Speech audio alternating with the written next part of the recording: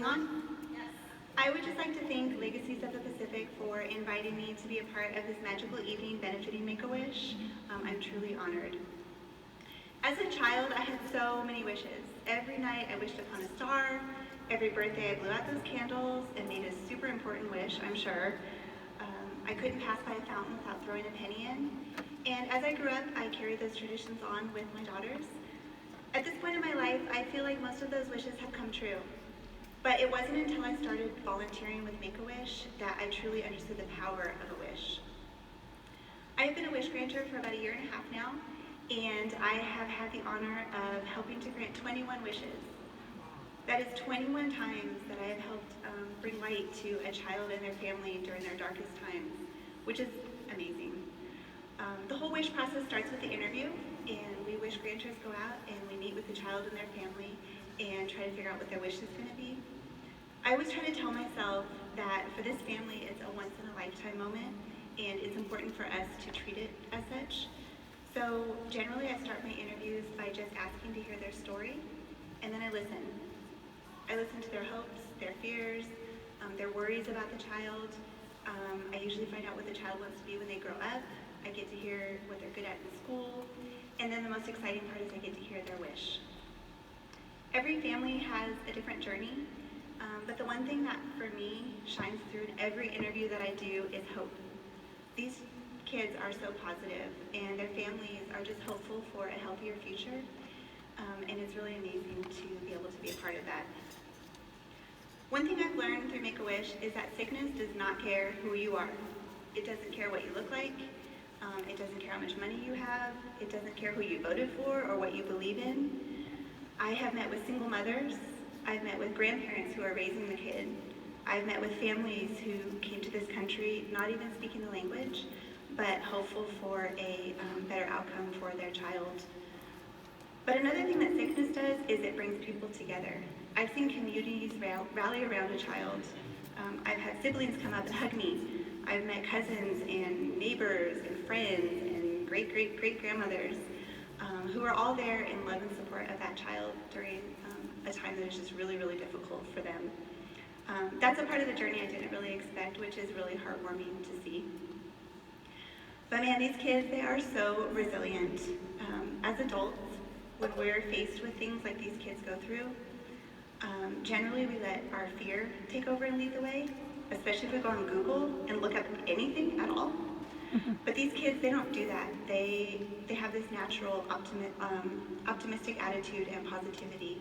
And in my opinion, that helps them to get through their journey and not only to survive, but to thrive. In all the interviews I've done, not once has a child ever said to me that they were afraid.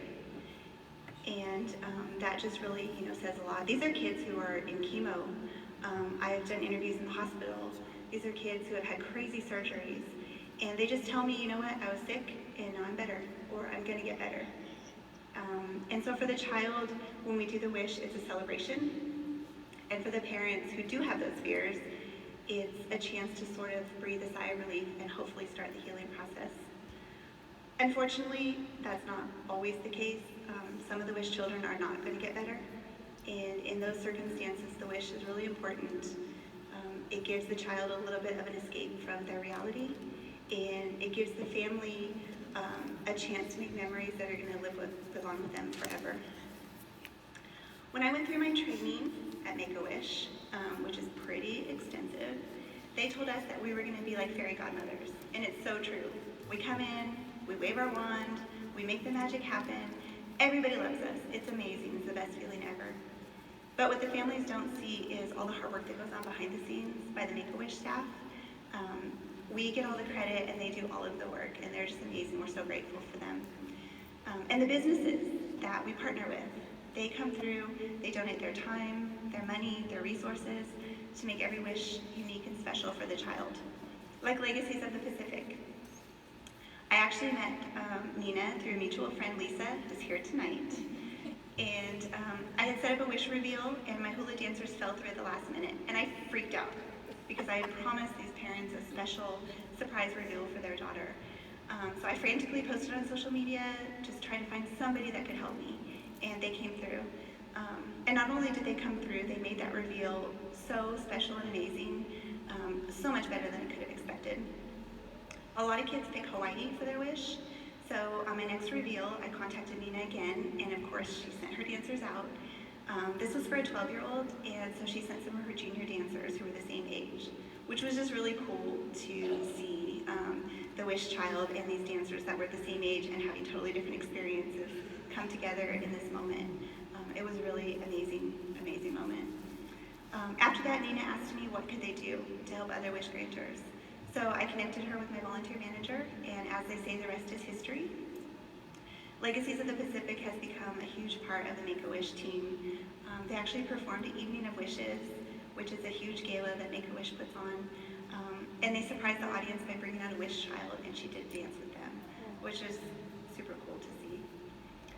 So I'm really grateful to have met Nina and the Legacies of the Pacific dancers, and it's great to see them turning these ripples into waves.